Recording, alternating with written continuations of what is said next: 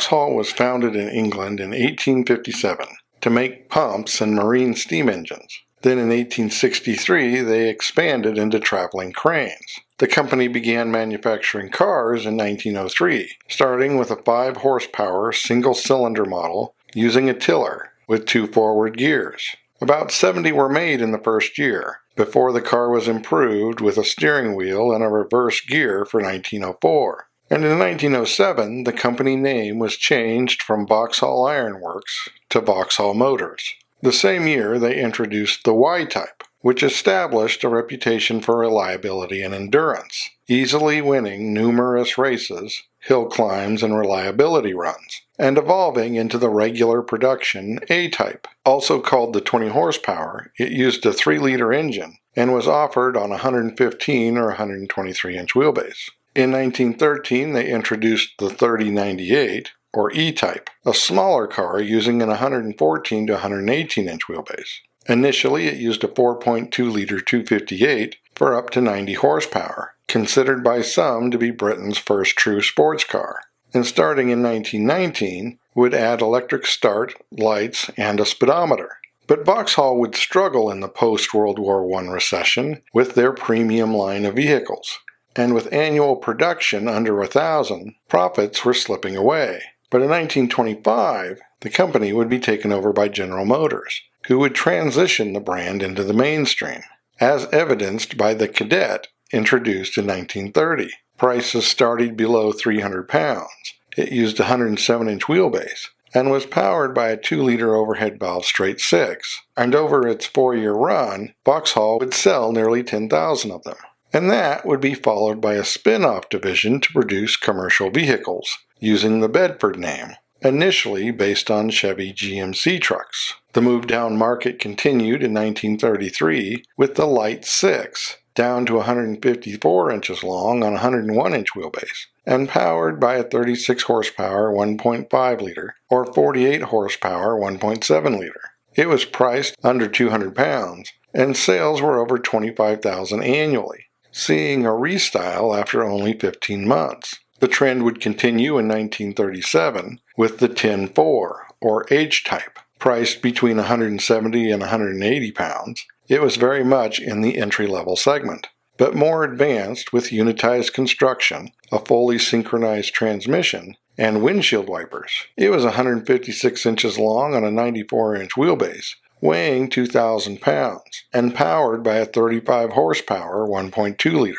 Soon to be followed by the 163-inch long 101-inch wheelbase 1.5-liter 12-4 I-Type and 168-inch long 105-inch wheelbase 1.8-liter 14-6 J-Type. Naturally, car production was interrupted by the Second World War while they built Churchill tanks, and of course, Bedford built trucks for the military.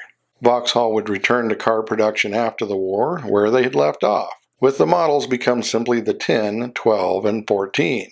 And soon the 10 and 12 were sharing the same smaller body. And then got new styling in 1948, resembling small Chevrolets, as the 4-cylinder Wyvern and the 6-cylinder Velux. They would be redesigned for 1951, more conservative but more refined, with much more room, and styling was still influenced by Chevrolet, being 172 inches long on a 103-inch wheelbase and 2,300 to 2,400 pounds. By 1953, annual production was up to 110,000, with about half the cars being exported. The line was revised for 1957, with the Velux and the new Cresta growing to 176 inches long on a 105-inch wheelbase and being 2,500 to 2,600 pounds. Initially powered by an 83 horsepower 2.3-liter straight 6, while the Wyvern was replaced by the smaller Victor, only 167 inches long on a 98-inch wheelbase. But the 1.5-liter 4 carried over, now up to 55 horsepower. Sales remained strong, but there was criticism of the cars being too American, so attempts were made to make them more conservative, while the Victor would also be sold in Canada under the Envoy name. The Victor was restyled in 1961, getting slightly bigger again, up to 170 inches long on a 100-inch wheelbase. And the Velux Cresta followed in 1962, 182 inches long on a 108-inch wheelbase, and powered by a 95 horsepower 2.7 liter, soon increasing to an 115 horsepower 3.3 liter. And these were joined in 1963 by the smaller Viva, 155 inches long on a 92-inch wheelbase, weighing 1,600 pounds, initially powered by a 1.1 liter inline 4 with 44 horsepower, also being sold as the Bedford Beagle van and the Canadian Envoy Epic. The Victor was also restyled that year, slightly longer and carrying over the 1.6 liter 4 with up to 66 horsepower, and priced around 800 pounds. The big car was restyled for 1965, but only the Cresta name returned, up to 186 inches long on a 108-inch wheelbase and 2,800 pounds. And it was joined the following year by an executive version called the Viscount. The Viva was revised for 1966, bigger and with updated suspension, 162 inches long on a 96-inch wheelbase and 1,700 pounds, and would soon get bigger engines, a 1.6 liter and a 2 liter in the GT. The Victor would follow with similar upgrades, including the 2 liter with 88 horsepower and 3.3 liter rated at 123 horsepower. It would be around this time that Vauxhall would start to see real growth in popularity, helped along by the new Viva that arrived in 1970. Again, slightly bigger at 163 inches long on a 97-inch wheelbase, and 1,800 to 2,200 pounds. And in 1972, engines would get bigger, with the 1.6 liter becoming a 1.8 liter, and the 2 liter a 2.3 liter. To 1975, there was a sporty coupe version as the Forenza, typically sold as a Chevrolet in export markets. The big Cresta and Viscount were dropped after 1972, but there was a restyled Victor. By this point, it was up to 179 inches long on a 105-inch wheelbase. Sales would continue to climb, in part due to the introduction of 2 new small models. The Cavalier, which was 175 inches long on a 106-inch wheelbase, and initially powered by a 90 horsepower 1.9 liter, with smaller engines being added later.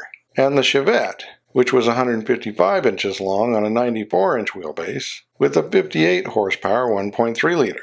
The late 1970s would see the Opalization of Vauxhall, as they essentially became Opals adapted to the British market, which for the most part just meant the steering wheel was on the other side. But this also helped them move back into the executive market, and they continued to gain market share, in spite of the Japanese invasion. The Victor was replaced with cars like the Carlton, based on the Opel Record, the Viceroy, based on the Commodore, and the Royale, based on the Senator.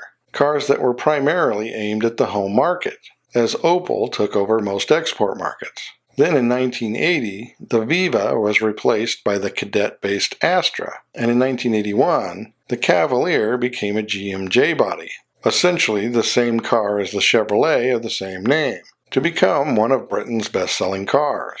And with the introduction of the Vauxhall Nova, a version of the Opel Corsa that would replace the Chevette, Vauxhall would become Britain's second best-selling brand, behind Ford. But some models were imported, and the updated mid-decade Astra was voted European Car of the Year, and was soon joined by a Belmont sedan version. It would be followed by a new Carlton based on the Opel Omega, and would again win Car of the Year. Then there would be an all-new Cavalier, based on the Opel Vectra, followed by a sporty coupe version as the Calibra, 177 inches long on a 102-inch wheelbase, and 2,600 pounds. It was initially powered by a 2-liter 4 with 115 horsepower, but power would climb quickly. The early 90s would see Vauxhall expand into light trucks, starting with SUVs, as the Frontera and Monterey, although they were little more than rebadged Isuzus. Not terribly surprising, as Bedford had been selling a version of the Isuzu pickup since the early 70s. And by mid-decade, Vauxhall wasn't even pretending to be different from Opel, even sharing the model names, as the Nova became the Corsa, the Cavalier became the Vectra, the Carlton became the Omega, and new models would do the same, which not only included the new small Super Mini Tegra Coupe and the Agila City car, but also a line of MPVs, starting with the Sentra and the Zafira, and later the Meriva. The exception to this would be the VX220 Roadster, which Opel called simply the Speedster, and also the Monero, which did share its name, not with Opel, but with Holden. It was a muscle car with a 6-liter V8 that would come to America as the Pontiac GTO, and was effectively replaced after only a few years by the VXR8 sedan, based on the Holden Commodore. The Omega had been discontinued in 2003 with no direct replacement, and the Isuzu-based SUVs would go away in favor of the in-house Antera. Then in 2009, the Insignia would effectively replace the Vectra and come to the U.S. as a Buick, but it was the small Corsa and Astra that were leading sales for the brand. 2010 would see a new Movano commercial van that was little more than a rebadged Renault Master, and new versions of the Meriva and the Zafira vans would soon appear. They would get their own version of the GM Cute Ute for 2012 as the Mocha, and the plug-in hybrid Ampera, also known elsewhere as the Volt. In 2017, the subcompact Crossland crossover SUV was introduced, a copy of the Opel of the same name, but based on a PSA platform.